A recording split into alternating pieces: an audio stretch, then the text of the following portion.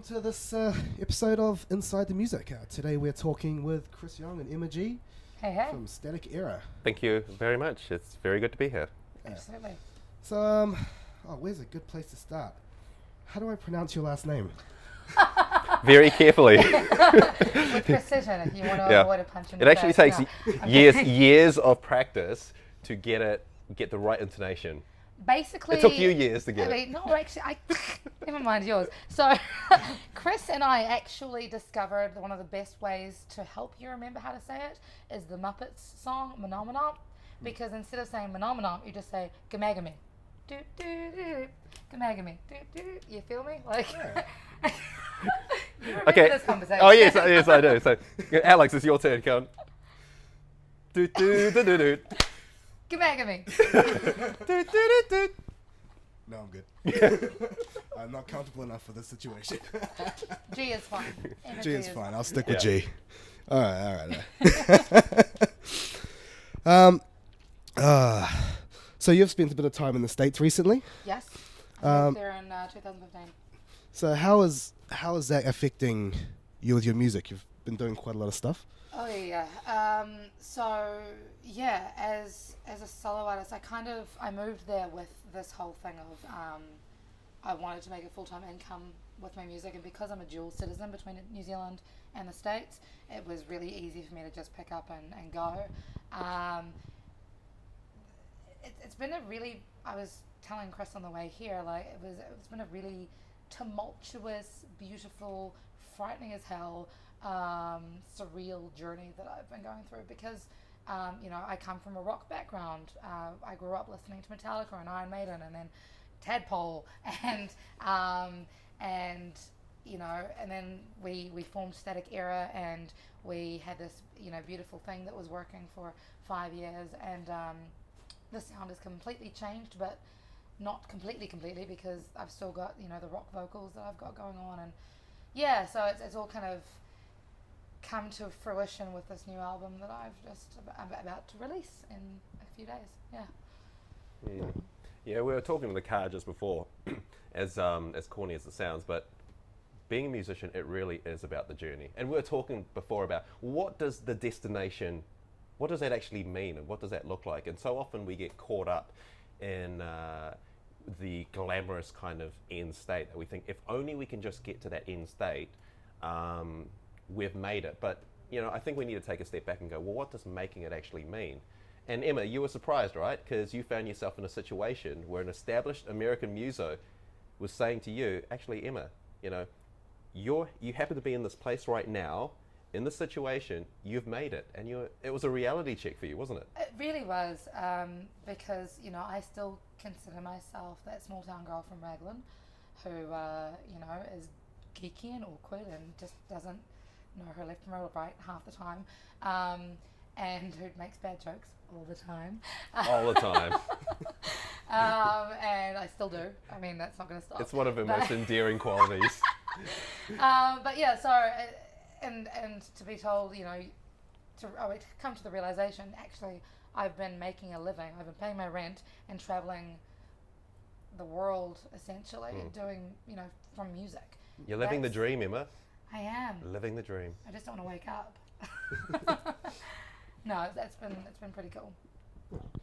So obviously doing solo stuff, it kind of gives you a different avenue, different style of music. Like, does it give you a bit more freedom, I suppose, compared to when you were just writing for like Static Era? No, because I've always referred to Static Era, like the band, as my brothers, and so we've always had a really great working relationship of respecting each other's opinions, being able to voice our own opinions, and coming to decisions as a team, as a family, and so that hasn't changed. Even though I'm a solo artist these days, my family has changed from band members to a producer and guest feature artists and other creative directors and things for music videos and etc. So it's the same concept, just differently put together, if that makes sense. Team concept, just a different team. Yeah, just a different team.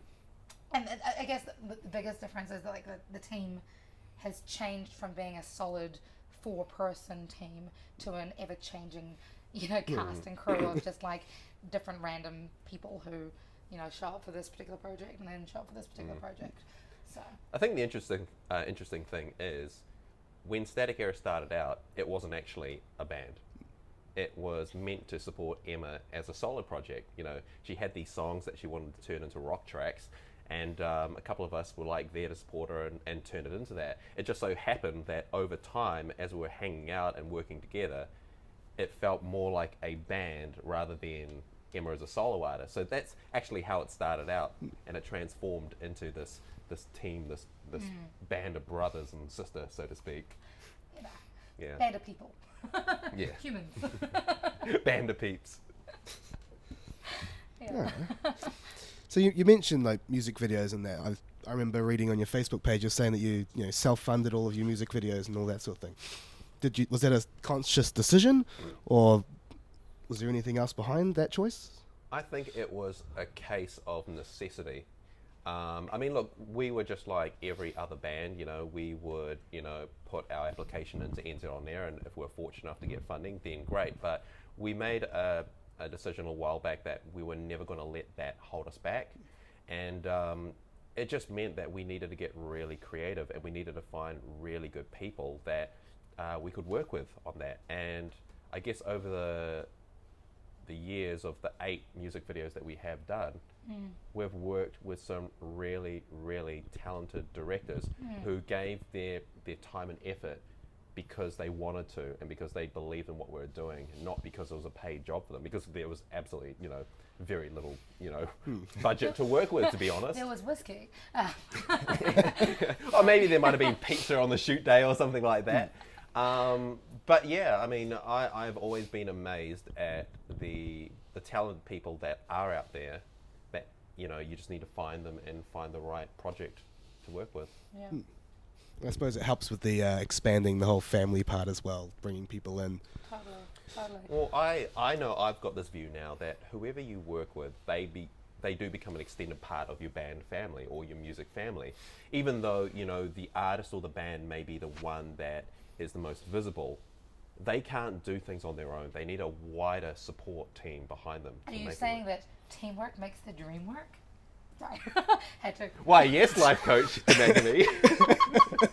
So, I mean, and it's been really cool because, having been with Static Era for 5 years before I moved to the States, I've taken a lot of, I grew up a lot as the band, developed and changed and things, and it's the same way as a solo artist. You're able to work along these talented people and give them props where you can get props, and it's just an ever forming, ever growing beast of a musical journey, if that makes sense. A beastie journey. A beastie journey. Beast mode. #. So with your upcoming release, you're doing a tour. Yes. And you guys are reforming Static Era for a reunion show. Yes, we are. I'm a little bit excited. You're a little bit excited? I'm going to do the Running Man again, and it's going to be so good. That was our signature move on one of the tours, eh? It really was. Wasn't that? That was our Dare to Fail I think release tour, wasn't it? Yeah, I think it might have been, yeah. Yeah. There's always, every single tour, there's always something that becomes your anchor and becomes the running theme throughout the whole tour. And that one was the Running Man, I think. Yeah. Definitely. So what brought on the reunion? I know you're bringing was it the original drummer out of retirement for us? Yeah, I'm super excited about that. Yeah, the way it worked is Emma gave us a heads up at the beginning of the year that she was intending on coming back for a short period of time. And because it's my mum's birthday. Yeah, so that was actually the number one reason, right? It was, yeah. Yeah, can't miss your mum's very special birthday that's happening. It's an iconic age, so I'm very excited for her. So off the back of that, we're like, okay, can we pull together a reunion show? Because we released our album like over 2 years ago now, and the current or the lineup that we'll be playing was probably been over 3 years since we've all jammed together. Our drummer Dave, he basically hung up his drummer hat to take on full-time studio manager duties out at Depot Sound. So he's been, working with a phenomenal range of artists now, helping to enable them and their music careers. So it's an amazing thing that he's doing. But he hasn't drummed at all. And this was the one thing where he was kind of excited and interested to pick up the drumsticks again. So we're really thankful for that. Yeah. Yeah. So, could this lead to a rebirth? Could we get more Static Era in the future? It would have to be cross country. Yeah. That's all, because I've established such a career for myself in the States that unless I'll be back in the country, obviously, because this is my home, relatively regularly, every couple of years or whatever. But it's just, life happens. Yeah.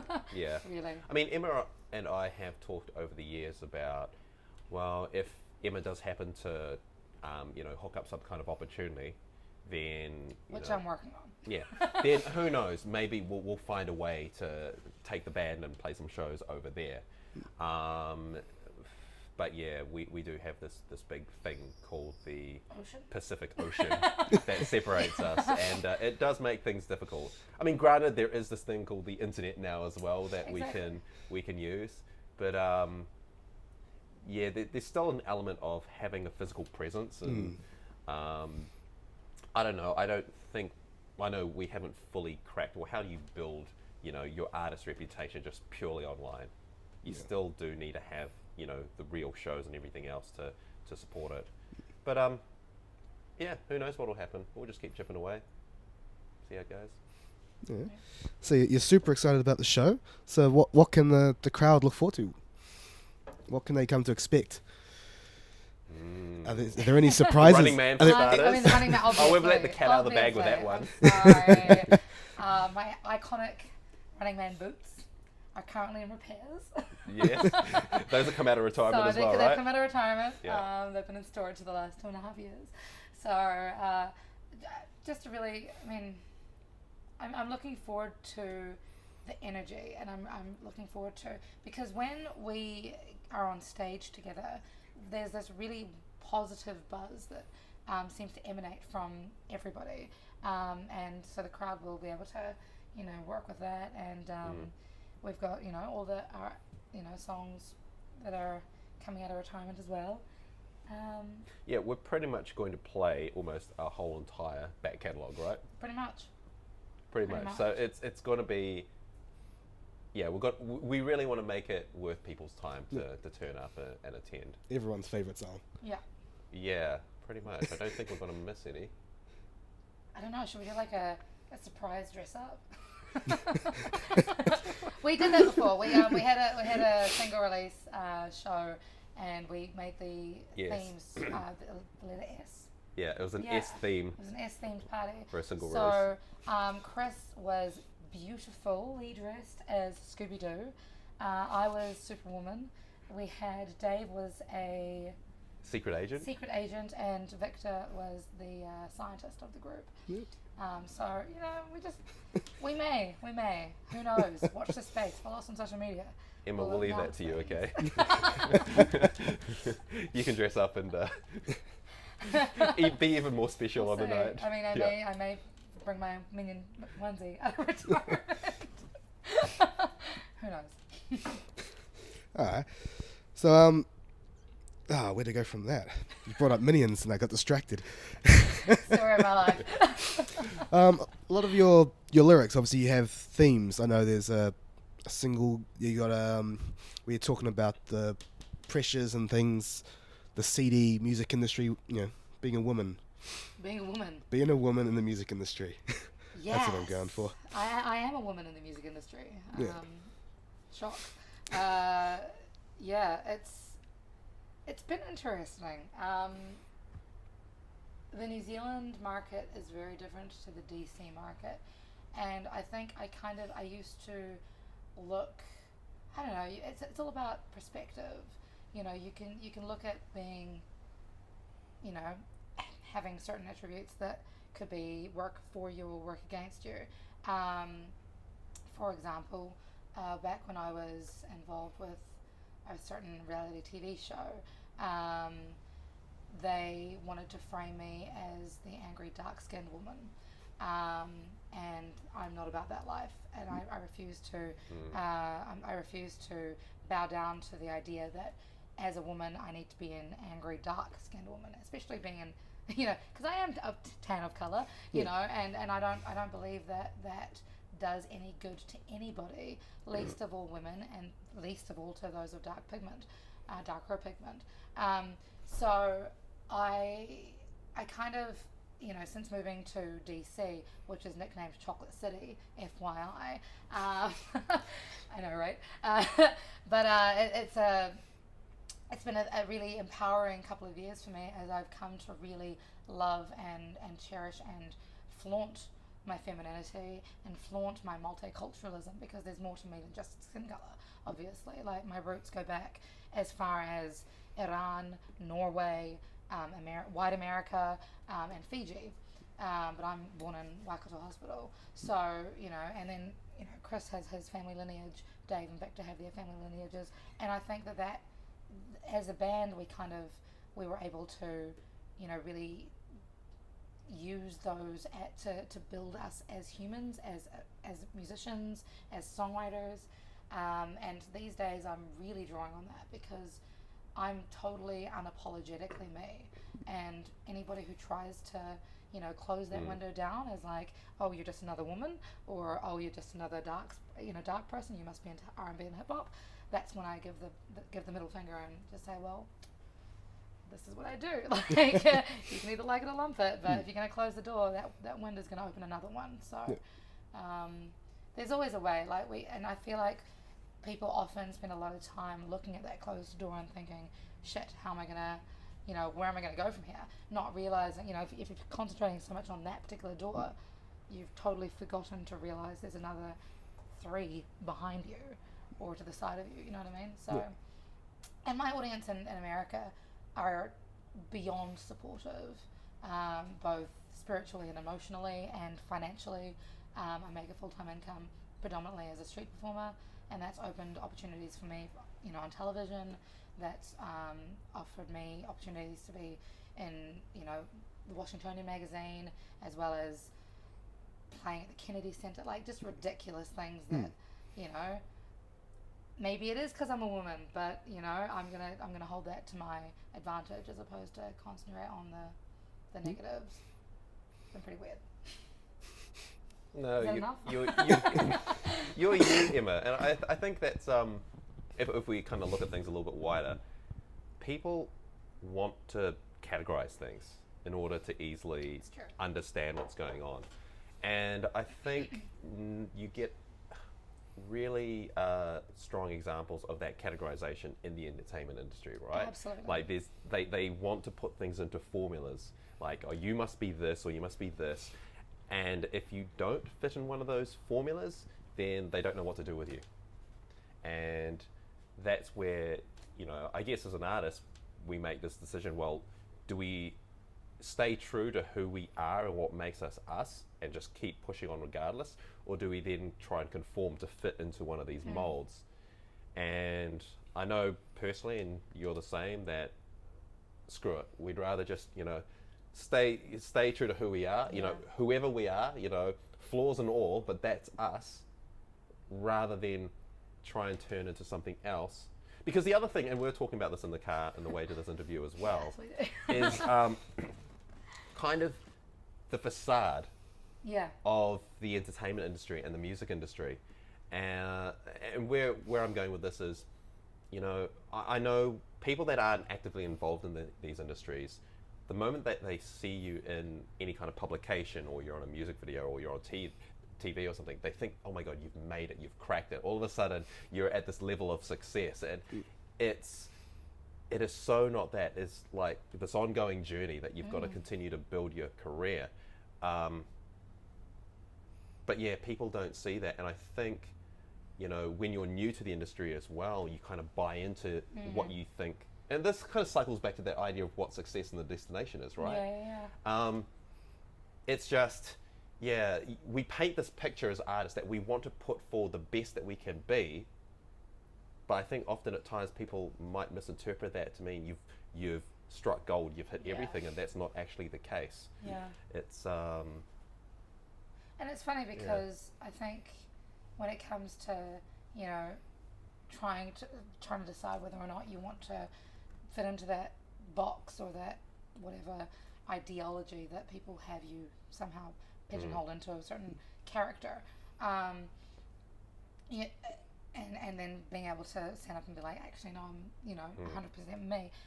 There's a beauty in that as well, there's a really great talk by Brené Brown about the power of vulnerability, because it suggests that if you do allow yourself to be 100% vulnerable, or just show a glimpse of your vulnerability or your authenticity or your your you-ness, your uniqueness, it allows other people to be able to give themselves permission to be vulnerable and themselves, and and be able to fight back against that whole idea of you need to be this because you're a lawyer, you need to act this way because you're a doctor or a plumber or whatever.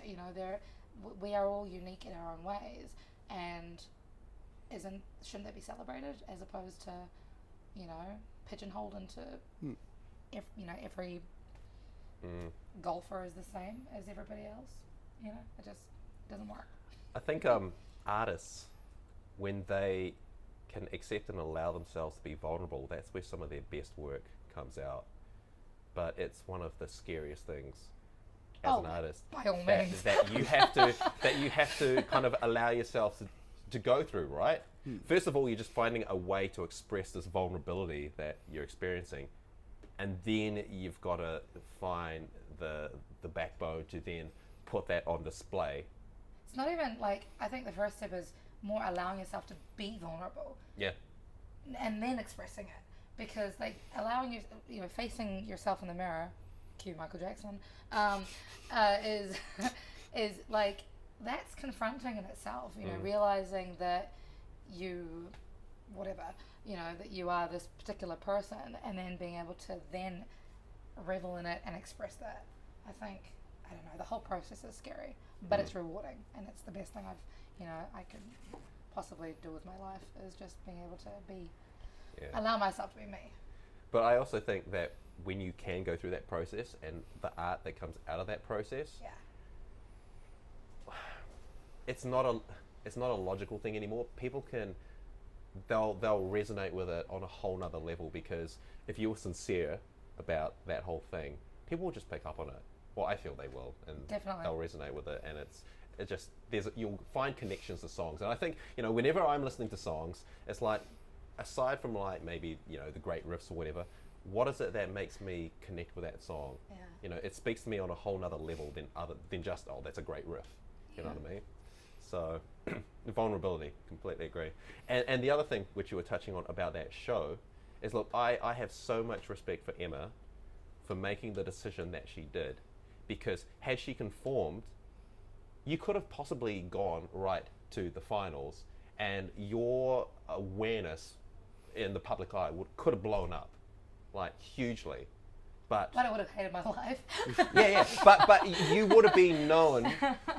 There would have been this perception of you which isn't the real you. Yeah. And you were like, now screw that. I'm going to stick with who I know I am and who I want people to see me as, not this facade of what someone else wants me to be. Yeah. Thank you. Well, much respect. It's a hard choice. Yeah. Because everyone that goes onto those type of shows, they're after the recognition, they're after the awareness, right?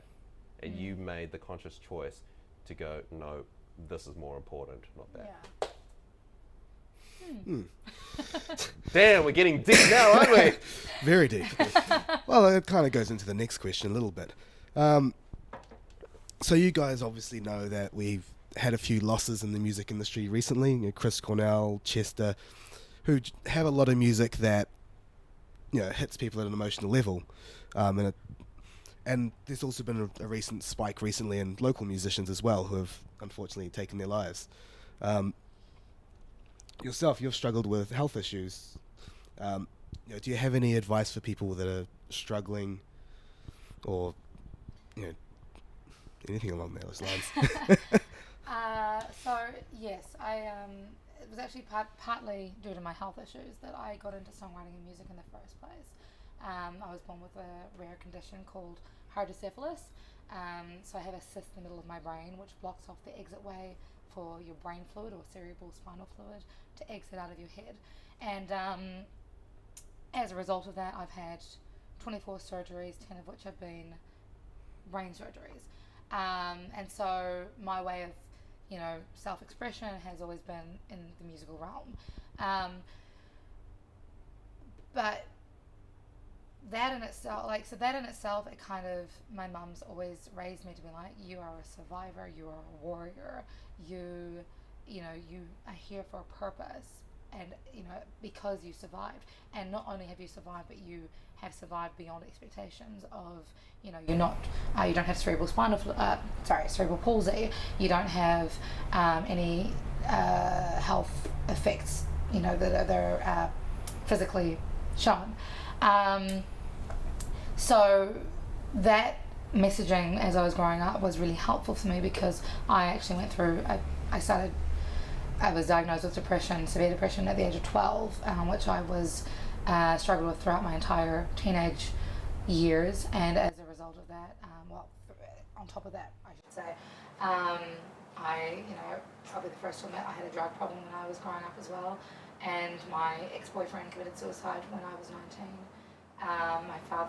My stepfather, surrogate father, I should say, he took his own life through alcohol abuse, and then, there have been several other suicides close to home that I've experienced throughout my life. So the issue, like when Chester passed away and when Chris Cornell took his life, they affected me deeply, and I kind of, because of my background, because of the experiences that I've had,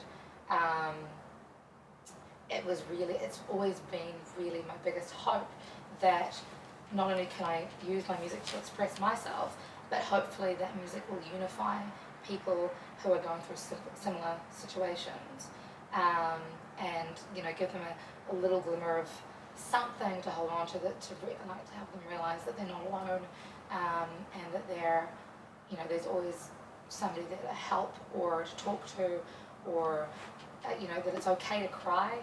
New Zealand has a really big, I don't know if it's still the same, I'm sure it is, the big mindset of, she'll be right, or harden up.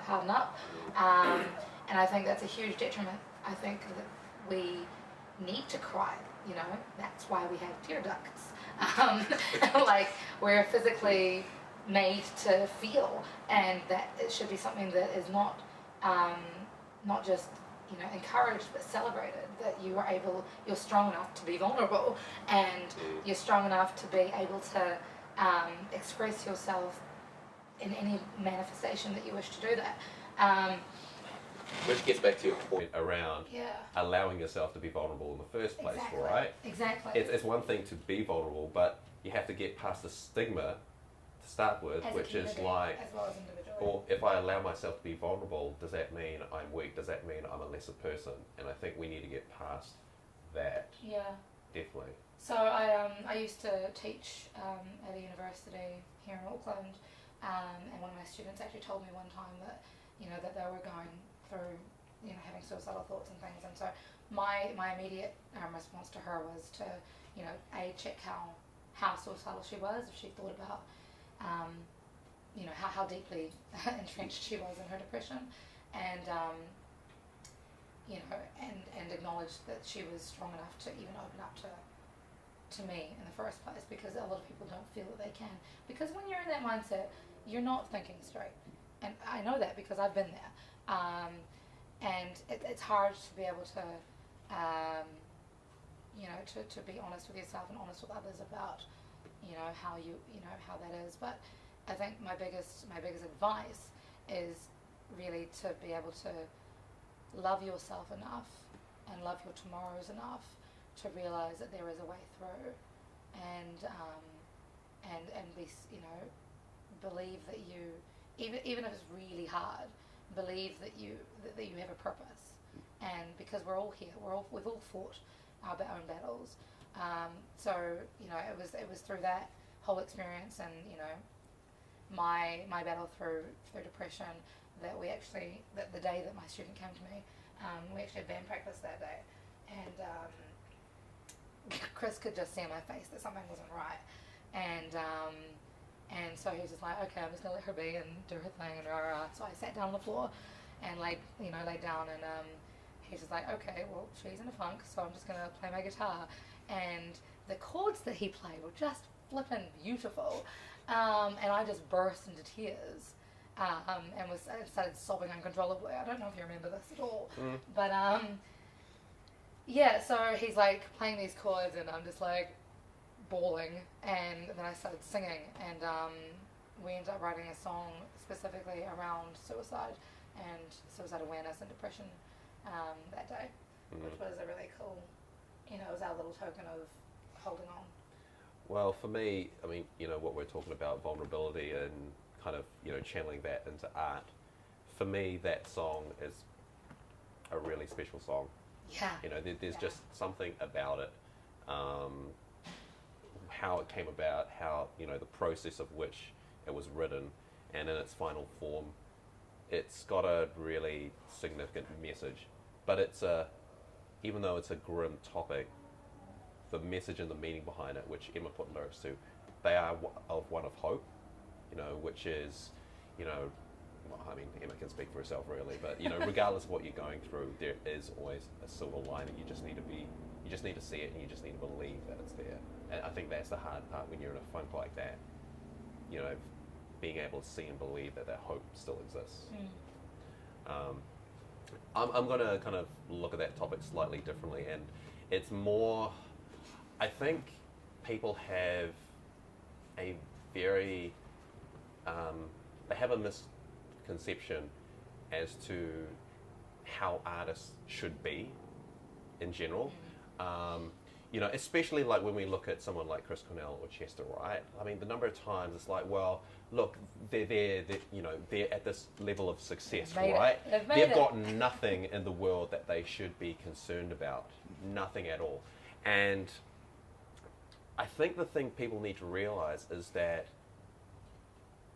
people like them got to where they are because they don't think like your average normal person. They're an artist, okay? They've been used to channeling whatever their vulnerabilities are or whatever their challenges are into their art, and that's how they've made great art. So, if anything, I would go, the great artists are probably also the ones that may be at more risk of,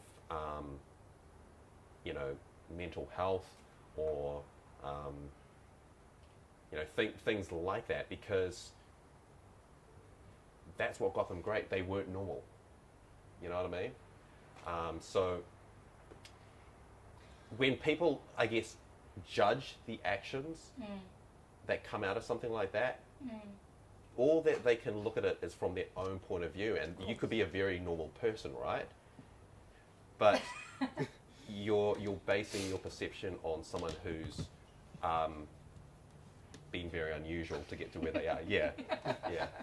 I don't know if that makes sense or not, but it's a perception thing, which I don't know. I mean, the short answer is we should never judge what we don't understand, and we can't understand what their lifestyles are like. We can't understand. That's the thing, like what their pressures are or what else is going on. Just because they don't have to worry about life financially, that doesn't mean that there aren't other things in life that are taking its toll on them.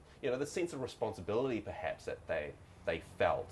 It's not just like a small group of people that all of a sudden people are looking to them for. It's, thousands around the world. Yeah. I don't know. I'm No, I totally agree. I think one of the scariest things about this perceived fame idea is that,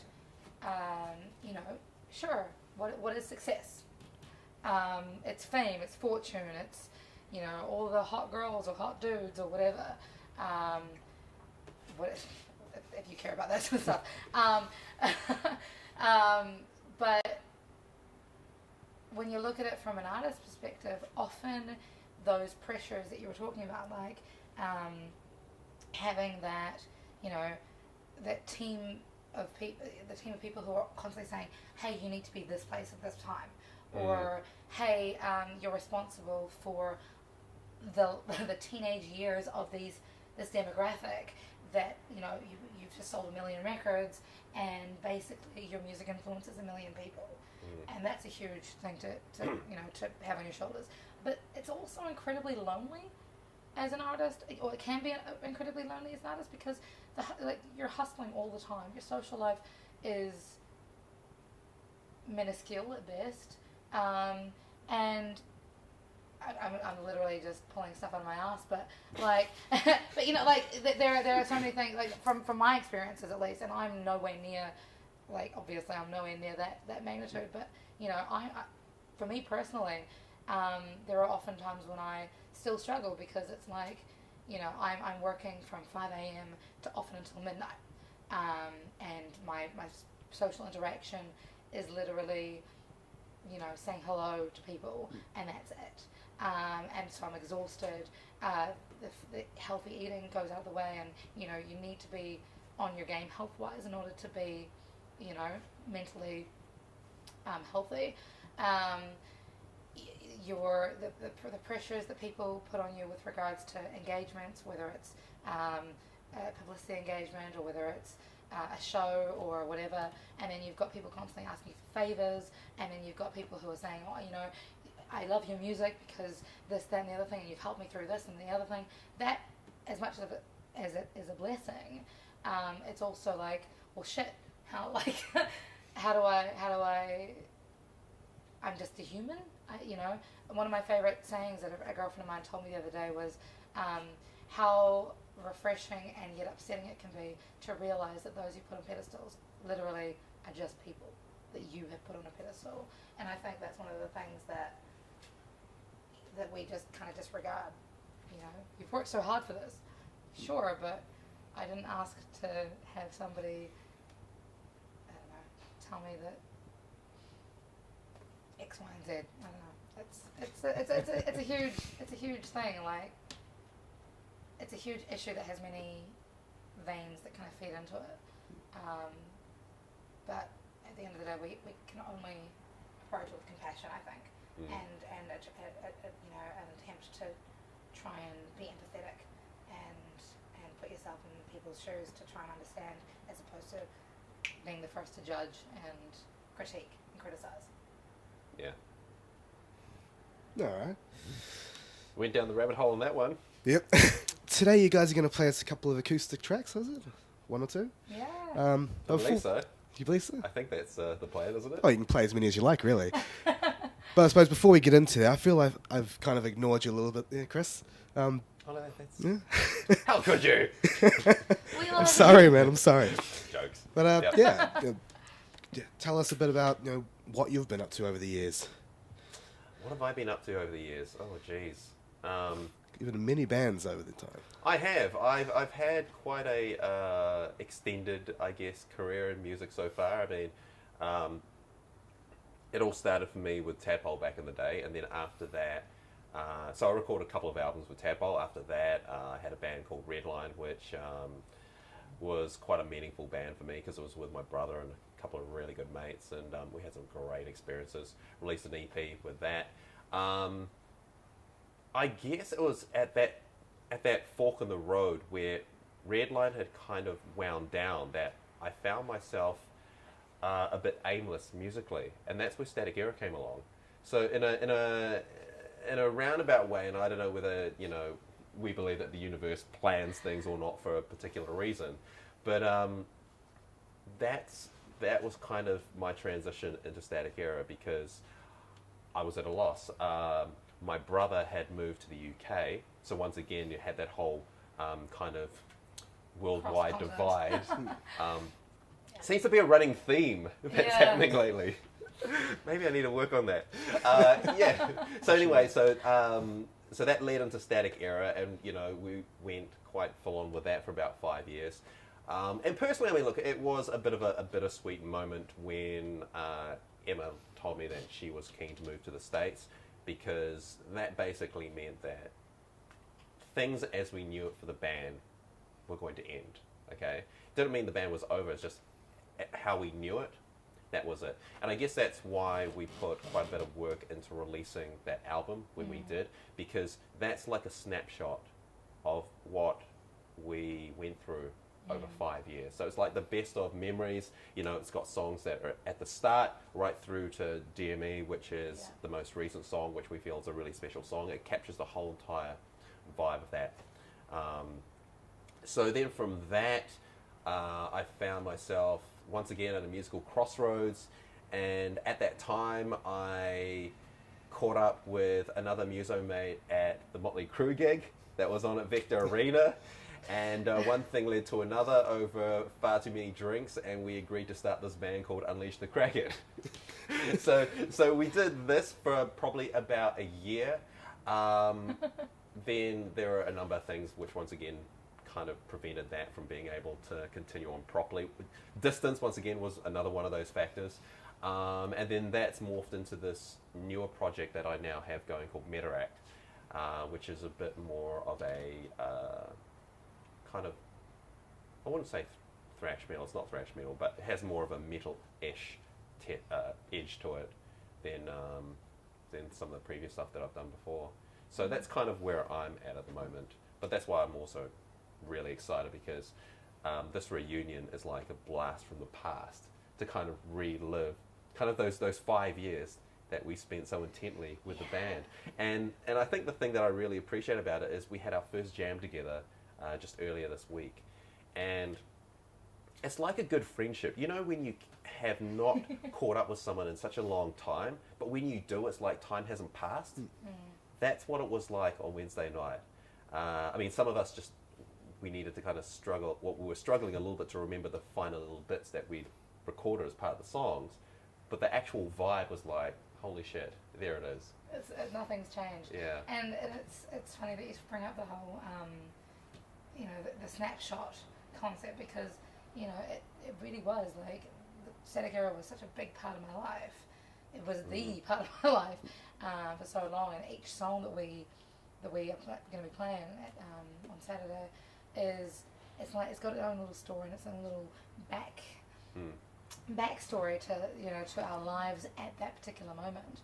And so like when it was written, when it was developed, when it was recorded, and so it's going to be like a, you know, literally a trip down memory lane as we, you know, communicate those songs with the audience. And you know, I'm super excited. It's going to be rad. That's the thing that I find fascinating about art and music, is that if you dig deep enough, there is always a story behind everything.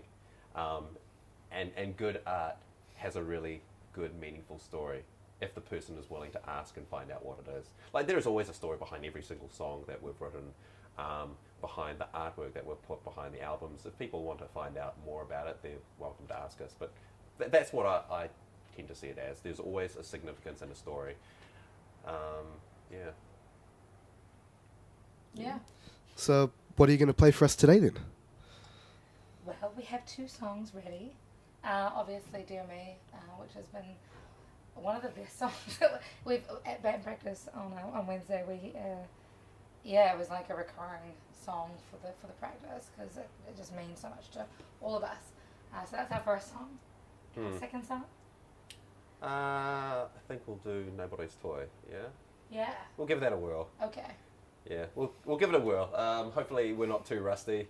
I mean, it's been interesting enough just getting used to playing the songs again electrically, rather than acoustically. So yeah, we'll see how we go. All right, sweet. Do I need to close it off? Well, it's too late now. You just spun around and started. Right. It's all right. You can just fade out. Fade out, man. Gazes distantly. Gazes into the distance.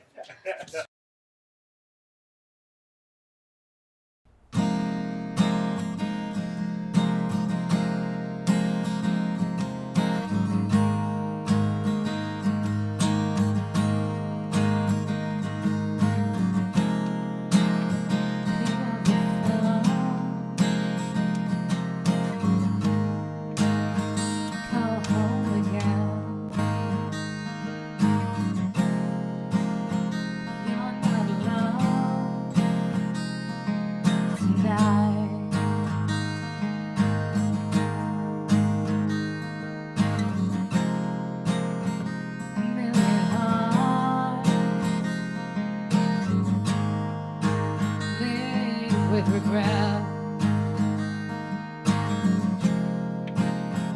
Just don't give up tonight. Dear me, I just called to say I miss you. Gonna be fine. Dear me, don't forget this till tomorrow. It's gonna be alright.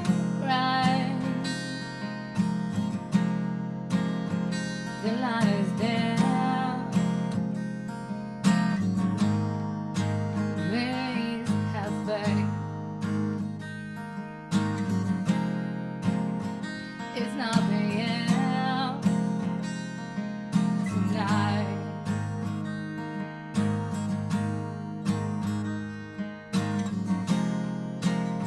A simple touch,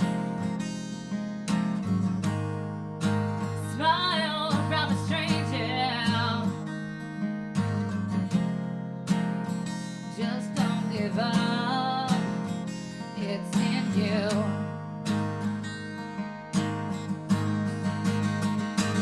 Dear me, I just called to say I miss you. Gonna be fine. Dear me, don't forget that till tomorrow. It's gonna be alright. So before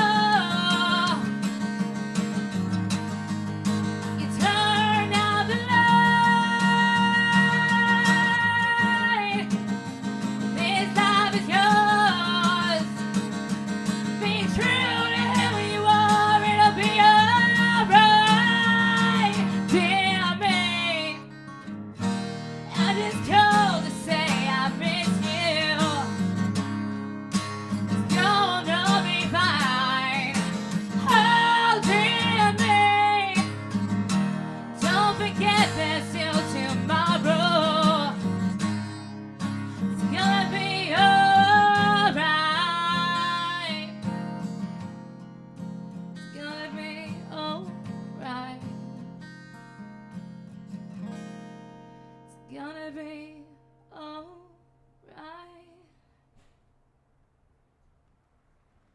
Thanks, guys. Sorry. I get a bit emotional. Cool. Did you want to do the second song?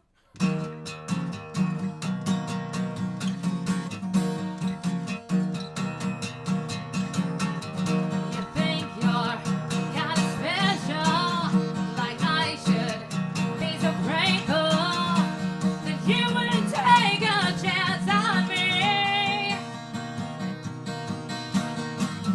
But you're not that impressive. I don't know if I could give a damn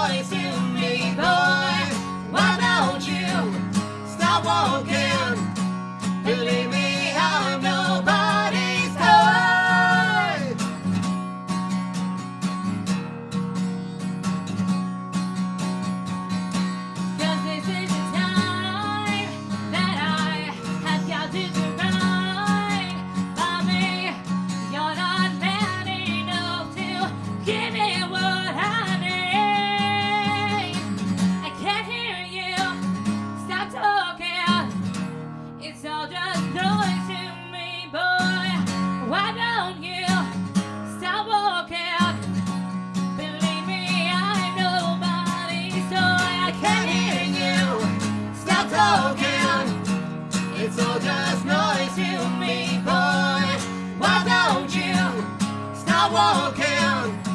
Believe me, I'm nobody's toy. Please stop your talking. Stop walking. I'm not your toy.